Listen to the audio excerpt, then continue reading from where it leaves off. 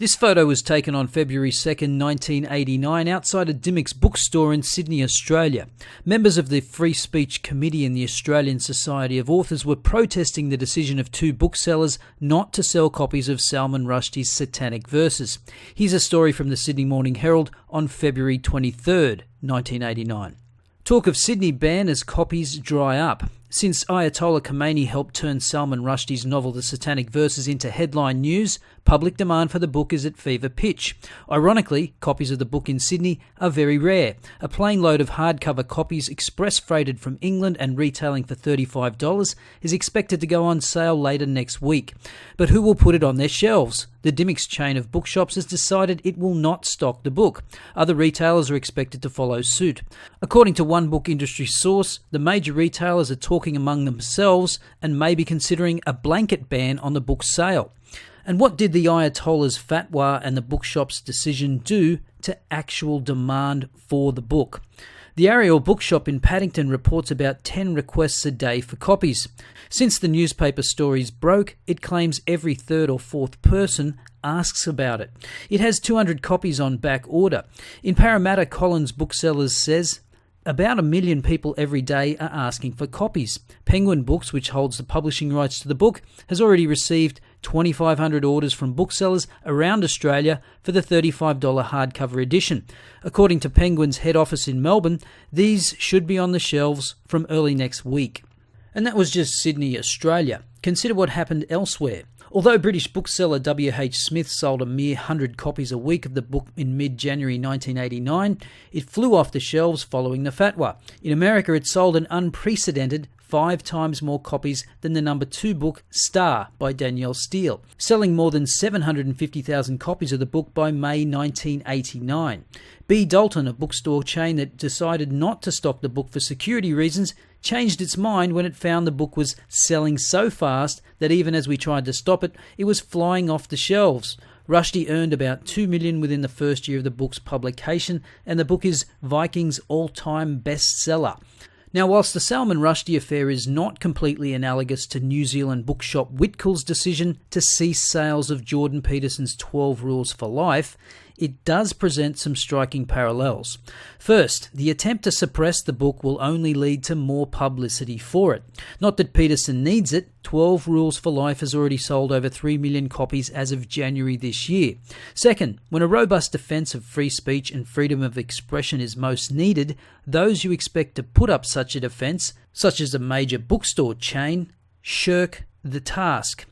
It's not even clear from Whitcoulls' Weasley statement why they made the decision. They refer to, quote, some extremely disturbing material being circulated prior, during and after the Christchurch attacks. Some have speculated it has something to do with this photo Peterson took with a fan on February 19th in New Zealand with the words, I'm a proud Islamophobe on his shirt, along with a list of less than charitable claims about Islam. And before you start frothing at the mouth in the comments about how everything on that shirt is true, man, that's not the point. I couldn't care less what's on the shirt. The fact is, Peterson has had his photo taken with thousands of people that turn up to his lectures. Does he vet every one of their t-shirts before taking photos? Did he even notice what was on the guy's t-shirt? Remember, Peterson was put through similar questioning by the CBC because he had his photo taken with some guys sporting a Pepe Flag. So this is the Pepe Flag, which I'm sure you know is seen by the left as a hate symbol, the left sees all sorts of things as hate symbols. But it's used by the extreme right as a way of spreading messages. It's seen as an alt-right symbol. This is an alt-right hand symbol, and here you are. It's mostly used by young men who are poking and causing trouble on social media. That's mostly what it's used for. But you're supposed to be anti-chaos and anti-provocation. I'm just wondering why you would choose to be in this photo.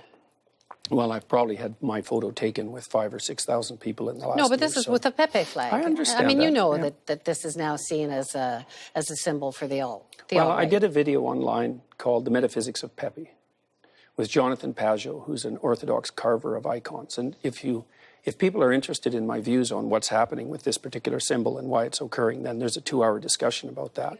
Richard Spencer wears he's a white supremacist. He wears the Pepe symbol. It's become adopted, I'm sure you know this, by the far right. And here you are holding up a flag like it's a joke. So I just wonder if it could be misinterpreted by people that you're trying to send a message that Pepe's cool and the alt-right's cool. I think it has been misinterpreted. I didn't know when it was happening. I mean, it's hard.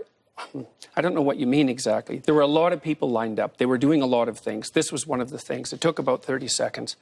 I would also say it's the one thing, it's the one thing that has been photographed that the left in particular has been using against me for the last year. But it was just happenstance more than anything else. Do you know most of the people who are using this sort of symbol are using it in a deeply satirical way.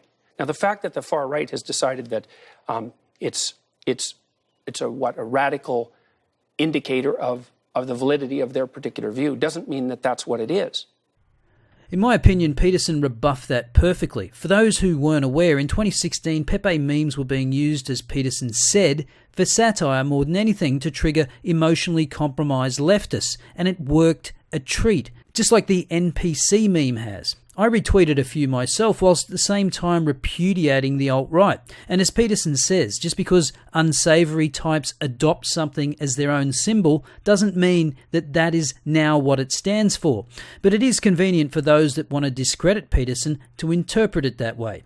Ironically, 12 Rules for Life does not contain the word Islam and only contains the word Muslim once, but not in a negative context. Remember, the full title of the book is 12 Rules for Life, An Antidote to Chaos.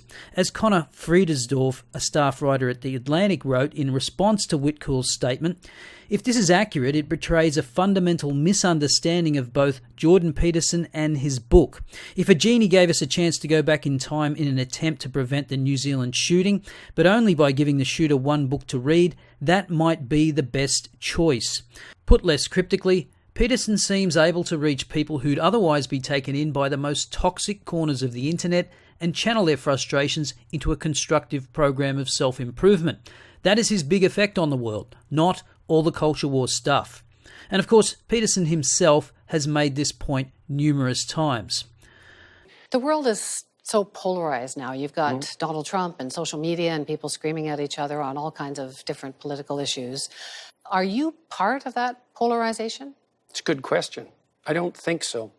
The reason I don't think so is because I've had hundreds of letters from people now, maybe even thousands of letters from people who've told me that they had become increasingly attracted, for example, by the blandishments of the radical right. But because they'd been listening to what I was saying online, they decided that that was a very bad idea. And I don't like right-wing identitarians. I think they play the same game as the radical leftists, which is identity politics. They just play a different version of it. But I'm no fan of the radical right. I've been lecturing about the dangers of Nazi totalitarianism, for example, for almost 3 decades. It's been a major part of my life's work to inoculate people against the attraction of that sort of thing.